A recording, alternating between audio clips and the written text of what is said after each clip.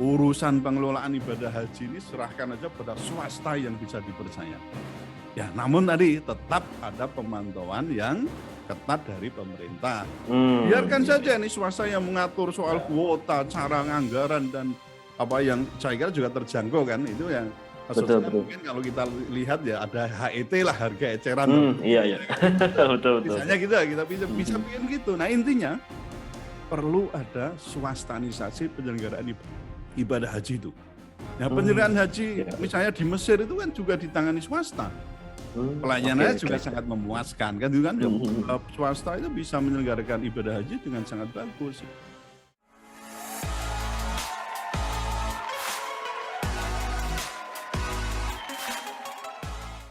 Ya, Assalamualaikum warahmatullahi wabarakatuh. Puan dan Tuan, kembali lagi di segmen Tanya Profesor di satu-satunya channel yang radikal, ramah, terdidik, dan berakal, channelnya Prof. Suteki.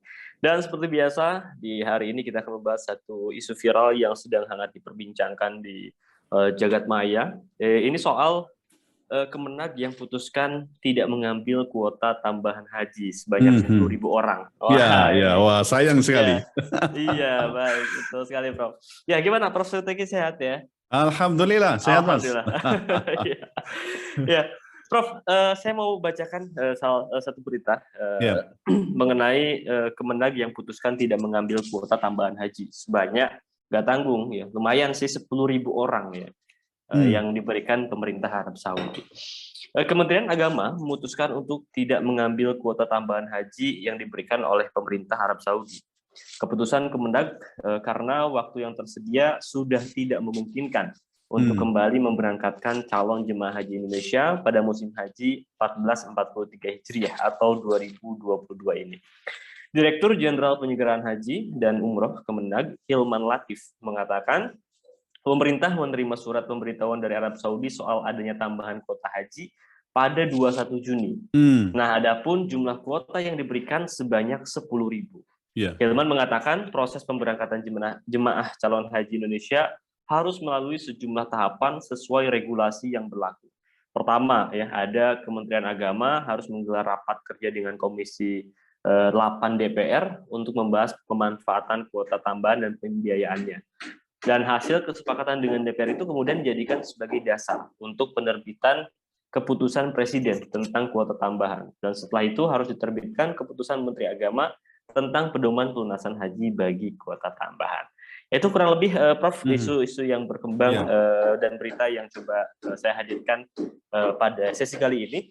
Dan yang pertama yang saya tanyakan, ya, keputusan ini cukup mengagetkan, Prof, ya, karena ini keputusan 10.000 yang ditolak di tengah antrean haji yang mengekor puluhan tahun, Prof. Iya, betul. Jadi kan, apa tanggapan Prof. Suteki terkait keputusan dari Kemenag ini, Prof? Ya, saya kira patut disayangkan nih. Ketika ada kesempatan menambah kuota haji yang tadi jumlahnya 10.000, tadi di tengah antrian peserta ibadah haji yang puluhan tahun. Mungkin kalau sekarang ini hitungannya orang baru bisa naik haji ya sekitar usia berapa ya, 60-an ya, sekitar itu. Nah sebenarnya saya kira juga tidak perlu kaget ya, karena memang karakter birokrasi kita itu kan terbiasa tidak antisipatif terhadap perubahan lingkungan yang mendadak. Oh, itu loh Mas. Padahal perubahan itu kan mesti terjadi gitu. Nah regulasi dan birokrasi yang berbelit itu seringkali kan menghambat soal tanggap darurat yang ada.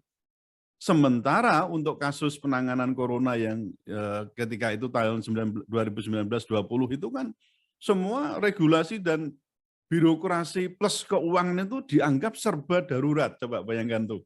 Oleh karena itu kan ada indikasi bahwa penggunaan kebijakan dan lain sebagainya itu bisa terlepas dari jeratan misalnya hukuman perdata, pidana, administrasi, tata usaha negara itu. Ya, itu kan kita saksikan itu. Nah, mestinya penanganan ibadah haji atau penyelenggaraan ibadah haji kali ini juga ditempuh dengan cara sigap, cara-cara cepat dan progresif, namun tetap akuntabel dan transparan. Kan itu mestinya.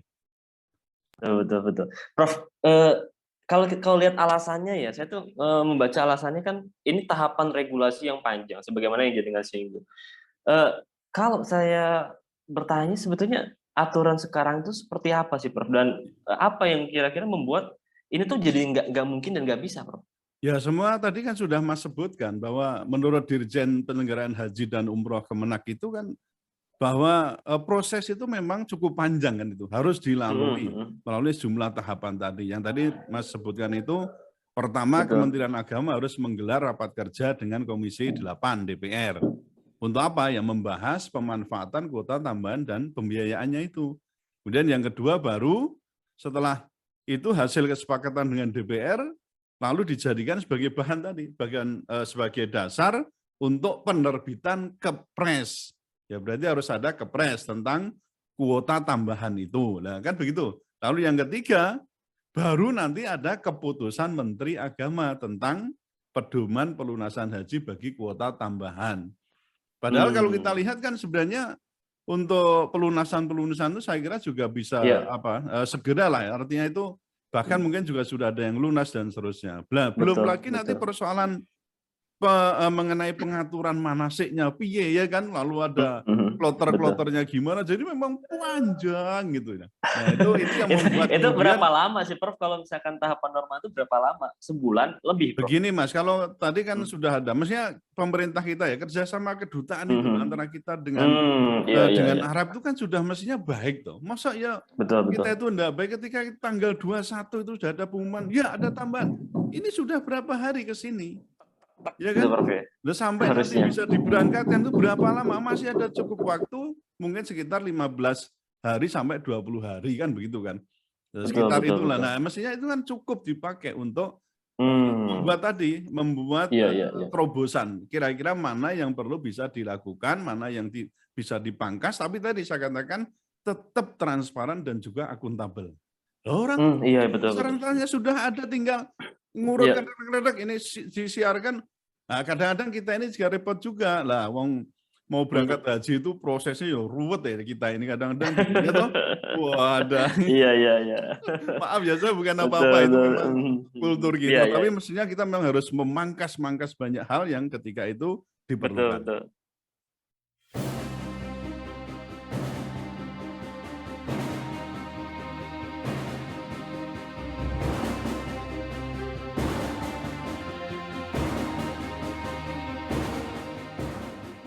Oke, baik.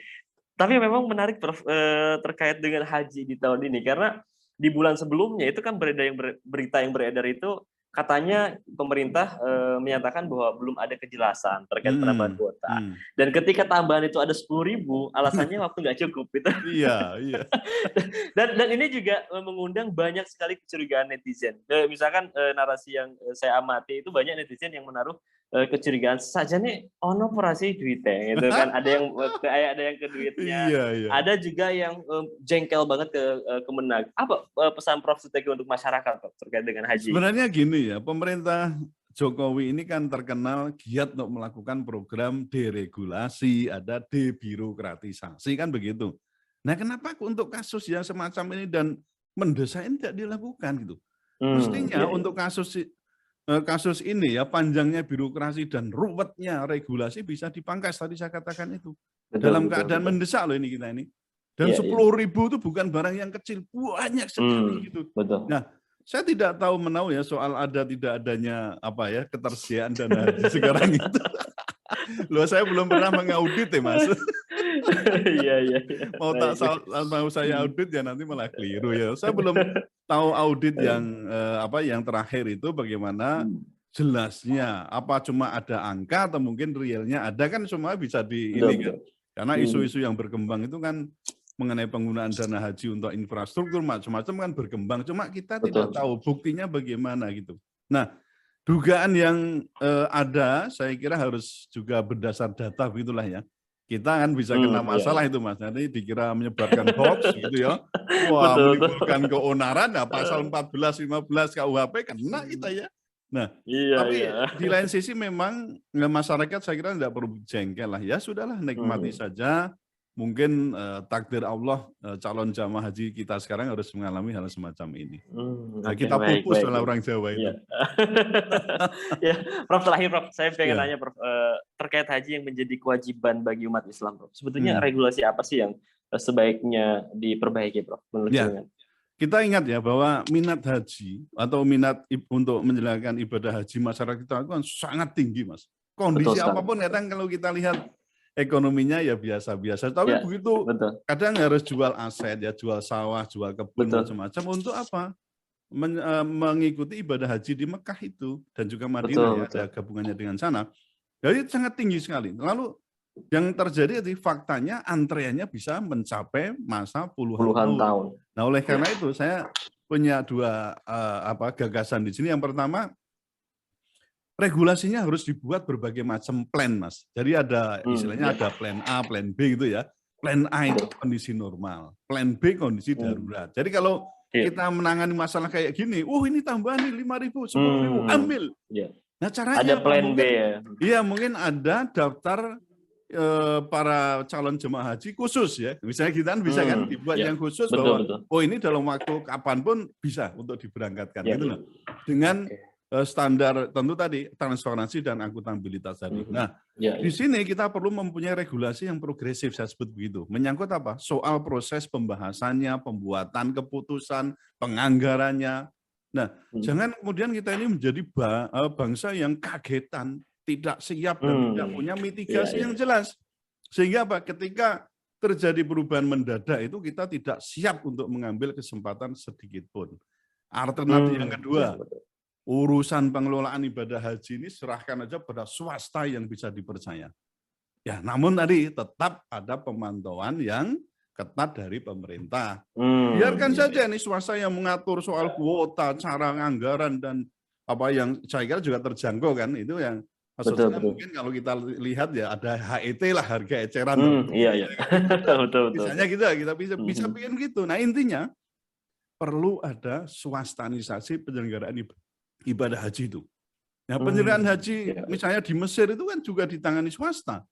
Pelayanannya juga sangat memuaskan kan, itu kan swasta itu bisa menyelenggarakan ibadah haji dengan sangat bagus. Nah, memang mereka punya cara begini, diundi, Mas. Jadi misalnya ada daftar itu, lalu diundi. Misalnya ada 10.000, diundi aja 10.000 dari sekian ratus ribu. Nah, siap, lalu keluar undiannya itu, kemudian mereka dihubungi, siap nggak untuk laksanakan? Lalu dikerjakan itu kan bisa begitu. Iya. Nah, betul. tapi dalam hal ini memang kita juga perlu belajar sejarah ya. Indonesia itu kan pernah punya pengalaman yang agak buruk ya dalam menunjuk swasta sebagai penyelenggara haji itu di tahun 1952. Nah, saat itu penyelenggaraan haji dilakukan oleh PT Pelayanan Arafat. Kemudian pada tahun 59 juga ada itu dilakukan oleh Yayasan Penyelenggara Haji Indonesia. Nah, Alkisah singkatnya dinilai gagal gitulah. Nah, namun menurut saya kan wacana ini tetap bisa kita gulirkan ya, kita bisa belajar dari negara lain. Artinya swastanisasi haji itu bisa dilakukan dengan cara apa ya? Wacana tetap kita buka kembali sembari belajar dari negara lain. Kita perbaiki manajemennya kan itu kan. Kalau misalnya mau 50-50 ya sudahlah, separuh swasta, separuh negara kan itu kan. Nanti bisa dibandingkan ini baik mana. Nanti kan orang akan pilih swasta, pilih negara. Tapi tetap kan kerjasama dua negara antara pemerintah Arab Saudi dengan kita kan harus. Karena apa? Menyangkut kuota tadi nggak bisa. Nanti diberangkatkan semua tanpa koordinasi sana kan koordinasi dengan Arab Saudi ya repot juga kan itu. Jadi betul sekali. Mestinya perlu digagas lagi soal swastanisasi penyelenggaraan ibadah haji. Oke, baik, menarik. Iya, terima kasih Prof. Suteki.